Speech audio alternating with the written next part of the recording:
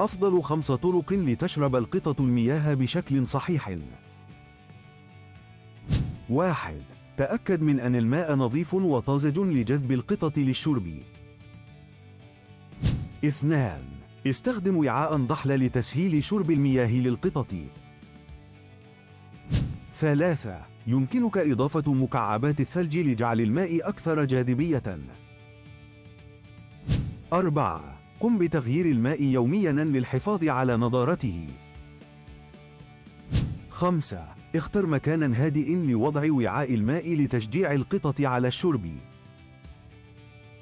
اشترك في قناتنا لمزيد من النصائح عن رعاية القطط.